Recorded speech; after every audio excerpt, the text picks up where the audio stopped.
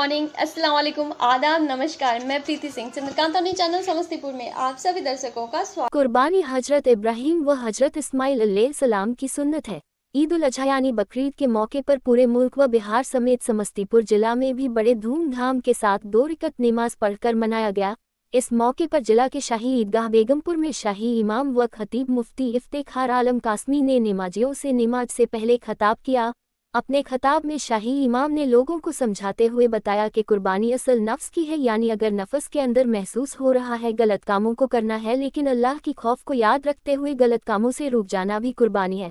शाही इमाम ने आगे बताया, कुर्बानी नबी हजरत इब्राहीम व हजरत इस्माइल की सुन्नत है। इसी को याद रखने के लिए इस्लाम मजहब के आखिरी नबी पैगंबर हजरत मोहम्मद साहब ने अपने उम्मती पर वाजिब बताया। आगे शाही इमाम ने बताया कि मजहब इस्लाम आपसी मोहब्बत का पैगाम देता है, लेकिन आज लोग एक दूसरे का भाई भाई के हर काम में टांग खींचने का काम करते हैं, जो इस्लाम मजहब सख्त मना करता है। शाही इमाम ने लोगों से अपील की कि एक दूसरे से मिलकर रहें, आपसी भाईचारगी बनाकर रखें।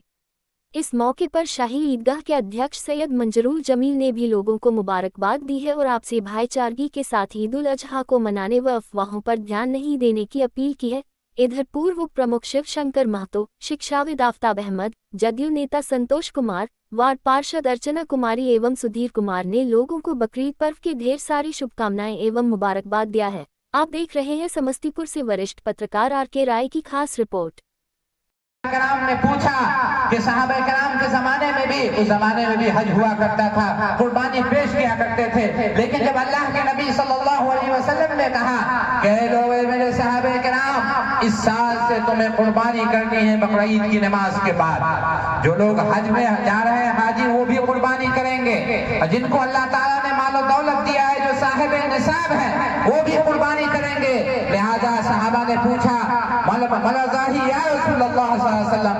ये कुर्बानी क्या चीज है? कुर्बानी के बारे में आप हमें बतलाइए, क्या चीज है? फरमाया, सुन्नत अबीकुम इब्राहीम, ये तुम्हारे बाप हजरत इब्राहीम अलैहिस्सलाम की सुन्नत है। जितने अंबियाए किराम हजरत इब्राहीम अलैहिस्सलाम के बाद आए, चाहे हजरत मूसा हो, हजरत ईसा हो, हजरत यूसुफ, हजरत शुएब हो, ये तमाम अंबियाए किराम, चुनांचे इब्राहीम अलैहिस्सलाम को लड़के हजरत इस्माइल है, इस्माइल अलैहिस्सलाम से एक ही नबी हमारे आका ताजदार मदीना मोहम्मद रसूलुल्लाह सल्लल्लाहु अलैहि वसल्लम आए, जो इमामुल अंबिया सैयदुल अंबिया है। और दूसरे लड़के हजरत इसहाक अलैहिस्सलाम है। इसहाक अलैहिस्सलाम हजरत उनके लड़के याकूब अलैहिस्सलाम है, याकूब अलैहिस्सलाम के लड़के हजरत यूसुफ है, उन्हीं से हजरत मूसा है, हजरत ईसा है, हजरत शुएब है, हजरत हारून है, बेशुमार अंबियाए किराम। लिहाजा इस जुए जमीन पर जितने मजहब पाए जाते हैं, उनका ताल्लुक कहीं न कहीं हजरत इब्राहीम अलैहिस्सलाम से। इब्राहीम अलैहिस्सलाम ने जब कुर्बानी दी,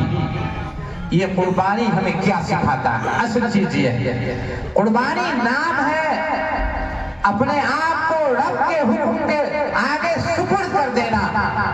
दिल ये चाह रहा है कि ये काम हम न करें, दिल ये चाह रहा है, ठंडा का जमाना है, फजर की नमाज के लिए हम न जाएं, गर्म लिहाफ के अंदर अच्छे बिस्तर के अंदर हम लेटे रहे, गर्मी या शिद्दत की धूप है, जोहर की नमाज के आजान हो गई है, दिल ये चाह रहा है कि हम एसी के अंदर बैठे रहे, यही नमाज पढ़ ले, मस्जिद में नहीं जाए। इसी है अपने नफ्स की कुर्बानी असल है। नफ्स जो चाह रहा है कि हम माल न निकालें, हम रुपया पैसा न खर्चा करें, हम अपने दौलत को न निकालें, ये तमाम चीज जो नफ्स चाह रहा है, नफ्स के खिलाफ आदमी को काम करना, यही असल है। यानी अपने आप को रब के सुपुर्द कर देना। आज के दौर में कोई चाहता है कि हमारा रुपया पैसा खर्च हो, हमारा दौलत खर्च हो, हम अपना पैसा कहीं दे। हर आदमी ये सोचता है कि हम अपने पैसे को सेव कर ले, अपने औलादों के लिए जमीन खरीद ले, जायदाद खरीद ले, लेकिन रब का ये हुक्म है कि तुम्हें कुर्बानी करनी है। कुर्बानी के चंद मसाइल हैं, बहुत से लोग सवाल करते रहते हैं, चंद मसाइल जो जरूरी है आप उसे गौर से समझ लें। पहला, क्योंकि हम मुफ्ती भी हैं, लोग सवाल करते रहते हैं बहुत से मसाइल। पहला मसला ये आता है, आज का दौर आज से 20-25 साल पहले का दौर, दोनों के अंदर फर्क। پہلے اللہ نے بہت سے لوگوں کو اتنی وضاحت نہیں دی کہ والدین بچوں کا عقیقہ کریں، یعنی بہت سے لوگ ایسے ہم میں سے ان کو نہیں پتا ہے کہ ہمارا عقیقہ ہوا ہے یا عقیقہ نہیں ہوا۔ چنانچہ قربانی سے پہلے بہت سے لوگ یہ کہتے ہیں کہ ہم قربانی کریں مولانا صاحب، ہم کو پتہ نہیں ہے کہ ہمارا عقیقہ ہوا ہے یا عقیقہ نہیں ہوا۔ دیکھیے عقیقہ الگ چیز ہے، قربانی الگ چیز ہے۔ عقیقہ بچے کی پیدائش کے بعد گارڈین پر آتا ہے۔ اگر اللہ نے گارڈین کو، ماں باپ کو وضاحت دیا ہے یا اس کے رشتہ داروں کو، دادا اور نانا کو وضاحت دیا ہے تو ان بچے کے جانب سے عقیقہ کریں۔ لیکن اگر وقت گزر گیا اور وضاحت نہیں ہے، ان کو عقیقہ نہیں کر سکے تو اس سے قربانی کے مناط نہیں، آپ بڑے ہو گئے، اللہ نے آپ کو مال و دولت دیا ہے، تب آپ کے اوپر قربانی واجب ہے۔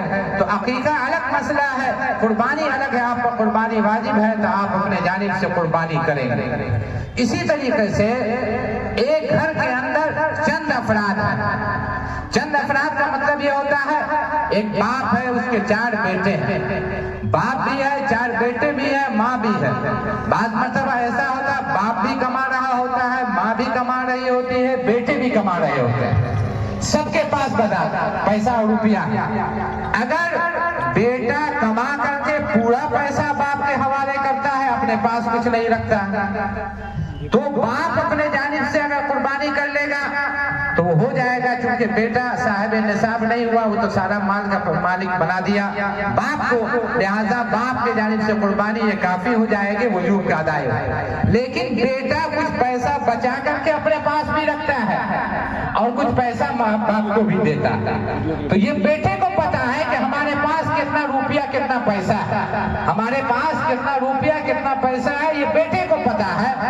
لہذا اگر بیٹا بھی صاحب نصاب ہے اور باپ بھی صاحب نصاب ہے اور ماں بھی صاحب نصاب ہے تو تمام کے جانب سے قربانی واجب ہے، اور یہ قربانی واجب ہے۔ آدمی یہ سوچے، آج بہت سے لوگوں کے ذہن میں یہ بات آتی ہے کہ قربانی میں 5-10 ہزار روپے ہم لگائیں گے، اٹھا کر کسی غریب کو دے دیں۔ قربانی الگ چیز ہے، صدقہ کرنا الگ ہے۔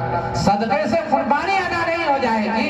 ہم اگر قربانی کا پیسہ ہم 15,000 روپے کا کسی خرید رہے ہیں، ہم سوچے کہ محلے میں کوئی غریب لڑکی ہے، اس کے شادی میں ہم دے دیں گے، اس سال ہم قربانی نہیں کریں تو آپ کے قربانی کا وجوب ثابت نہیں ہوگا۔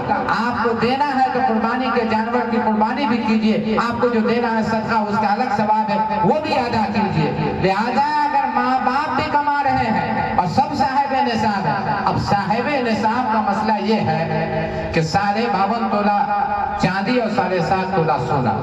اگر سونے پر آپ چلے جائیے گا تو سونے کی بہت قیمت ہو جائیں گے۔ آج سونا اور چاندی، سونا اگر 1 بھری لیتے ہیں 75,000 روپے کا، اور چاندی 1 کلو 60,000 روپے کا ہے، دونوں کے اندر۔ میں پریتی سنگھ ابھی اجازت لیتی ہوں، ملتی ہوں اگلی خبر میں۔ نمسکار۔